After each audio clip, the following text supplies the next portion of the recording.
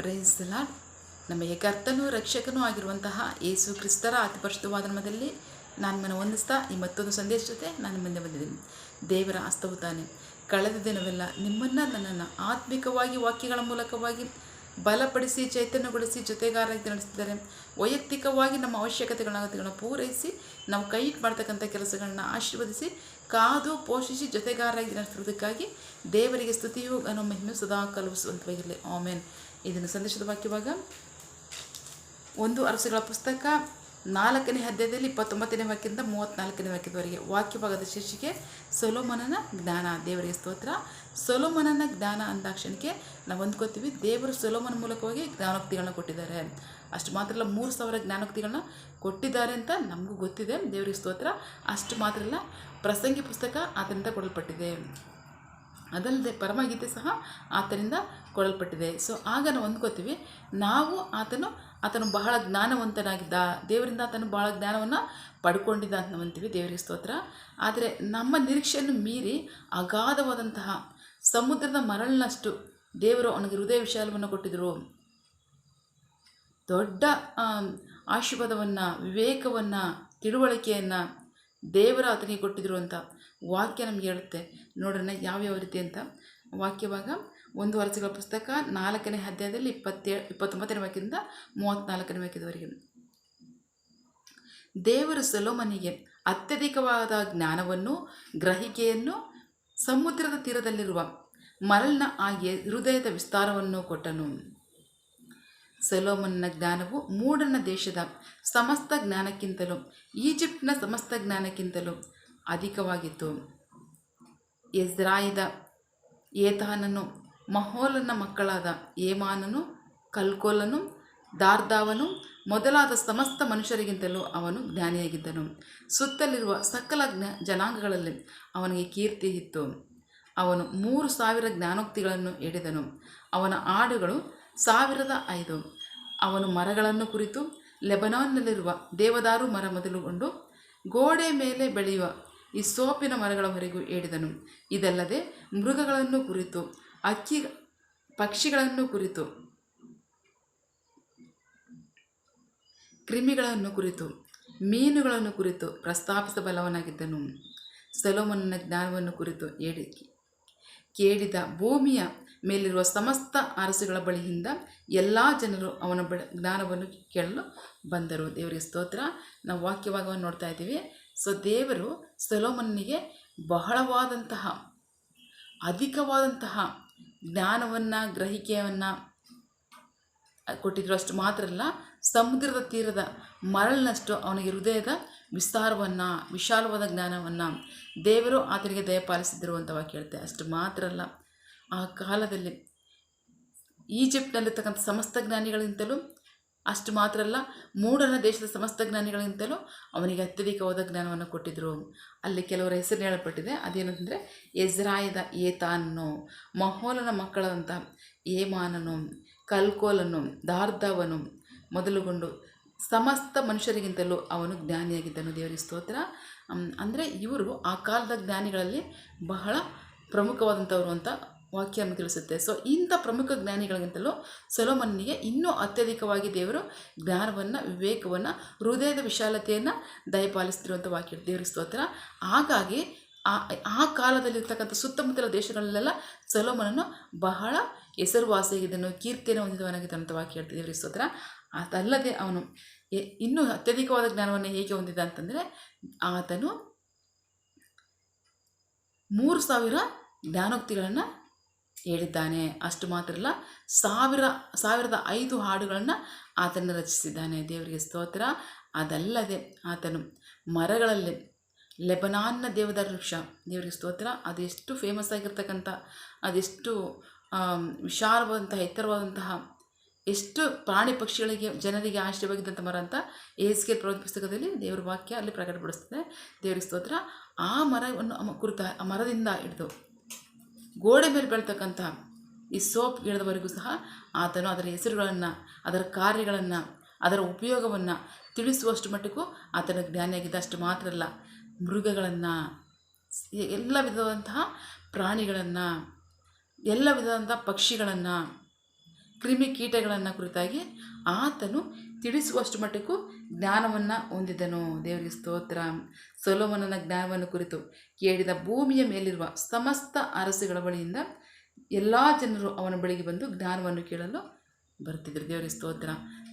ಅಷ್ಟು ಮಟ್ಟಕ್ಕೂ ಸೊಲೊಮೋನನಿಗೆ ಜ್ಞಾನವನ್ನು ದೇವರು ದಯಪಾಲಿಸಿದ್ರು. ದೇವರಿಗೆ ಸ್ತೋತ್ರ. ನಾವು ನೋಡ್ತಿದ್ದೀವಿ ಎಲ್ಲ ವಿಧವಾದಂತಹ ಮರಗಳು, ಪ್ರಾಣಿಗಳು, ಗಿಡಗಳು, ಕ್ರಿಮಿಕೀಟಗಳು, ಮೀನುಗಳಿಗೆ ಅವುಗಳ ಕುರಿತಾಗಿ ತಿಳಿಸ್ತಕ್ಕಂಥದ್ದು ಮತ್ತು ಅದರ ಉಪಯೋಗವನ್ನು ಕುರಿತಾಗಿ ತಿಳಿಸ್ತಕ್ಕಂಥದ್ದನ್ನ ಜ್ಞಾನವನ್ನು ಸೊಲೊಮೋನಿಗೆ ಕೊಟ್ಟಿದ್ರು. ಅಂದರೆ ದೇವರಿಗೆ ಸ್ತೋತ್ರ. ಅದಕ್ಕಿಂತ ಮುಂಚೆ ಯಾರಿಗೆ ಕೊಟ್ಟಿದ್ರು ದೇವರ ಜ್ಞಾನವನ್ನು ಅಂತ ನೋಡಿದ್ರೆ ಆದಾಮನಿಗೆ ಕೊಟ್ಟಿದ್ದರು. ಆದಾಮನ್ನು ನಾವು ನೋಡ್ತಿದ್ವಿ. ಆದಿಕಾಂಡ ಪುಸ್ತಕ 2ನೇ ಅಧ್ಯಾಯದ 19ನೇ ವಾಕ್ಯದಲ್ಲಿ ದೇವರು ಆದಾಮನ ಮೂಲಕವಾಗಿ ಅದೆಲ್ಲದಕ್ಕೂ ಸಹ ಹೆಸರನ್ನು ಇಡಿಸಿದ್ರು. ಆದಾಮನಿಗೆ ಜ್ಞಾನ ಕೊಡಲ್ಪಟ್ಟಿದ್ದ? ಎಸ್, ಆದಾಮನಿಗೆ ದೇವರು ತನ್ನ ಜೀವಶ್ವಾಸವನ್ನು ಊದಿ ಜೀವಿಸುವ ವ್ಯಕ್ತಿಯನ್ನಾಗಿ ಮಾಡಿದರು. ದೇವರ ಸ್ತೋತ್ರ. ಹಾಗಾಗಿ ಆದಾಮನಿಗೆ ಜ್ಞಾನವು ಕೊಡಲ್ಪಟ್ಟಿತ್ತು. ಆದಾಮನ ನಂತರ ಸೊಲೊಮೋನ ನಂತರವೂ ಸಹ ಅಷ್ಟು ಜ್ಞಾನ ಯಾರೂ ಕೊಡಲ್ಪಟ್ಟಿಲ್ಲ. ದೇವರ ಸ್ತೋತ್ರ. ನಾವು ನೋಡ್ತಿದ್ದೀವಿ ಇದೇ ಪುಸ್ತಕದಲ್ಲಿ 3ನೇ ಅಧ್ಯಾಯದಲ್ಲಿ ನಾವು ನೋಡ್ತಾ ಇದ್ದೀವಿ, ದೇವರು ಇದುವರೆಗೂ ಸಹ ಯಾರಿಗೂ ನಾನು ಇಷ್ಟೊಂದು ಜ್ಞಾನವನ್ನು ಕೊಟ್ಟಿರಲಿಲ್ಲ, ನಿನ್ನ ನಂತರವೂ ಸಹ ಇಷ್ಟು ಜ್ಞಾನವನ್ನು ನಾನು ಯಾರಿಗೂ ಕೊಡಲ್ಲ, ಅಷ್ಟು ಜ್ಞಾನವನ್ನು ನಿಮ್ಗೆ ದಯಪಾಲಿಸ್ತೀನಿ ಅಂತ ಹೇಳಿದ್ರೆ ದೇವರ ಸ್ತೋತ್ರ. ಯಾಕೆ ಅಂತಂದರೆ ನಾವು ನೋಡ್ತೀವಿ ಜ್ಞಾನೋಕ್ತಿಗಳ ಪುಸ್ತಕ 1ನೇ ಅಧ್ಯಾಯದಲ್ಲಿ 7ನೇ ವಾಕ್ಯದಲ್ಲಿ ಸೊಲೊಮೋನನೇ ಹೇಳಿದ್ದಾನೆ, ಯೆಹೋವನ ಭಯವೇ ಜ್ಞಾನಕ್ಕೆ ಮೂಲ. ದೇವರ ಸ್ತೋತ್ರ. ಹಾಗಾಗಿ ದೇವರಿಗೆ ಭಯಪಟ್ಟು ಭಯಭಕ್ತಿಯಿಂದ ಆತನ ಕೇಳಿಕೊಂಡ ನಿಮಿತ್ತವಾಗಿ ದೇವರು ಆತನಿಗೆ ಜ್ಞಾನವನ್ನು ದಯಪಾಲಿಸಿದ್ರು. ಜ್ಞಾನವನ್ನು ಸಹ ಅಷ್ಟು ಮಾತ್ರ ಇಲ್ಲ, ನೀನು ಕೇಳದಿರ್ತಕ್ಕಂಥ ಐಶ್ವರ್ಯವನ್ನು ಸಹ ನಾನು ದಯಪಾಲಿಸಿದ್ದೇನೆ ಅಂತ ದೇವರು ಹೇಳಿದ್ರು. ಸ್ತೋತ್ರ. ಹಾಗಾಗಿ ದೇವರು ಕಾಂಡ 2ನೇ ಅಧ್ಯಾಯದಲ್ಲಿ ಆದಾಮನ ಮೂಲಕವಾಗಿ ಹೆಸರಿಸ್ತಕ್ಕಂತಹ ಪ್ರಾಣಿ ಪಕ್ಷಿಗಳಿಗೆ, ಮೃಗಗಳಿಗೆ, ಕ್ರಿಮಿಕೀಟಗಳ, ಮೀನುಗಳ ಹೆಸರುಗಳನ್ನು, ಅದರ ಉಪಯೋಗವನ್ನು ಸಹ ತಿಳಿಸುವಷ್ಟು ಮಟ್ಟಿಗೆ ಸೊಲೊಮೋನಿಗೆ ಜ್ಞಾನವನ್ನು ದಯಪಾಲಿಸ್ತಿರೋ. ದೇವರಿಗೆ ಸ್ತೋತ್ರ. ಅಷ್ಟು ಮಾತ್ರ ಅಲ್ಲ, ಸೊಲೊಮೋನನಿಗೆ ಈ ಜ್ಞಾನ ದೇವರಿಗೆ ಭಯಪಟ್ಟು ನಡ್ಕೊಂಡ ನಿಮಿತ್ತವಾಗಿ, ಆತನ ಮುಂದೆ ದೀನತೆಯಿಂದ ವಿಧೇಯತ್ವದಿಂದ ಕೇಳಿಕೊಂಡ ನಿಮಿತ್ತವಾಗಿ ಜ್ಞಾನವು ಕೊಡಲ್ಪಡ್ತು. ದೇವರಿಗೆ ಸ್ತೋತ್ರ. ಅದೇ ರೀತಿಯಾಗಿ ದೇವರು ಕೇಳ್ಕೊಳ್ತಕ್ಕಂತಹ ಪ್ರತಿಯೊಬ್ಬರಿಗೂ ಸಹ ದಯಪಾಲಿಸುವನಾಗಿದ್ದೇನೆ ಅಂತ ಹೇಳಿದರೆ, ಎಲ್ಲಿ ಮತ್ತಾಯನ ಪುಸ್ತಕ 7ನೇ ಅಧ್ಯಾಯದಲ್ಲಿ 7ನೇ ವಾಕ್ಯದಲ್ಲಿ ಹೇಳ್ತಾರೆ, ಕೇಳಿಕೊಳ್ಳಿರಿ, ಬೇಡಿಕೊಳ್ಳಿರಿ, ನಿಮಗೆ ಕೊಡಲ್ಪಡುವುದು. ದೇವರಿಗೆ ಸ್ತೋತ್ರ. ಕೇಳ್ಕೊಳ್ತಕ್ಕಂಥ, ಬೇಡ್ಕೊಳ್ತಕ್ಕಂಥ ಪ್ರತಿಯೊಬ್ಬರಿಗೂ ಸಹ ಕೊಡಲ್ಪಡುವುದು ಅಂತ ವಾಕ್ಯ ಹೇಳುತ್ತೆ. ಅದಲ್ಲದೆ ಯಾಕೋಬನ ಪುಸ್ತಕ 1ನೇ ಅಧ್ಯಾಯದಲ್ಲಿ 5ನೇ ವಾಕ್ಯದಲ್ಲಿ ಹೇಳುತ್ತೆ, ನಿಮ್ಮಲ್ಲಿ ಯಾರಿಗಾದರೂ ಜ್ಞಾನದ ಕೊರತೆ ಇದ್ದರೆ ನೀವು ದೇವರನ್ನು ಕೇಳಿಕೊಳ್ಳ್ರಿ, ಆತನು ಅಂಗಿಸದೆ ಧಾರಾಳವಾಗಿ ಕೊಡುವಾತನಾಗಿದ್ದಾನೆ ಅಂತ ವಾಕ್ಯ ಹೇಳುತ್ತೆ. ದೇವರಿಗೆ ಸ್ತೋತ್ರ. ಹಾಗಾಗಿ ಸೊಲೊಮೋನ ಹೇಳಿರೋ ಪ್ರಕಾರವಾಗಿ ದೇವರಿಗೆ ಭಯಪಟ್ಟು ಆತನಿಗೆ ಭಯಭಕ್ತಿಯಿಂದ ಬೇಡಿಕೊಳ್ಳೋದಾದರೆ ನಿಶ್ಚಯವಾಗಿ ಹೊಂದಿಕೊಳ್ಳೋರಾಗಿರ್ತಾರೆ. ದೇವರಿಗೆ ಸ್ತೋತ್ರ. ಪ್ರಿಯರೇ, ದೇವರು ತನ್ನ ಜನರಿಗೆ ಕೀರ್ತಿಯನ್ನು, ಮೇಲುಗಳನ್ನು, ಆಶೀರ್ವಾದಗಳನ್ನು, ಐಶ್ವರ್ಯಗಳನ್ನು, ಜ್ಞಾನವನ್ನು, ವಿವೇಕವನ್ನು, ಹೃದಯದ ವಿಶಾಲತೆಯನ್ನು ತನ್ನ ಜನರಿಗೆ ಕೊಡದೆ ಯಾರು ಕೊಡ್ತಾರೆ? ಕೊಡೋರೇ ಆಗಿರ್ತಾರೆ. ಹಾಗಾಗಿ ನಾವು ಕೇಳಿಕೊಳ್ಳೋ ರೀತಿಯಾಗಿರಬೇಕು ಅಂತಂದರೆ ದೇವರಿಗೆ ಭಯಪಟ್ಟು ಭಯಭಕ್ತಿಯಿಂದ, ವಿಧೇಯತೆಯಿಂದ, ದೀನತೆಯಿಂದ, ನಂಬಿಕಸ್ಥಿಕೆಯಿಂದ ದೇವರಲ್ಲಿ ನಾವು ಬೇಡಿಕೆ ಸಲ್ಲಿಸಬೇಕು. ಆಗ ನಿಶ್ಚಯವಾಗಿ ದೇವರು ಅಂಗಿಸದೆ ಧಾರಾಳವಾಗಿ ಆತನು ಕೊಡುವಾತನಾಗಿರ್ತಾನೆ ಅಂತ ವಾಕ್ಯ ನಮಗೆ ತಿಳಿಸಿ. ದೇವರಿಗೆ ಸ್ತೋತ್ರ. ದೇವರು ತಾನೇ ಇದನ್ನು ವಾಕ್ಯಗಳ ಮೂಲಕವಾಗಿ ನಮ್ಮ ಸಂಗಡ ಮಾತನಾಡಿದ್ದಾರೆ. ಆಶೀರ್ವದಿಸಿದ್ದಾರೆ. ನಾವು ಪ್ರಾರ್ಥಿಸಿಕೊಳ್ಳೋಣ.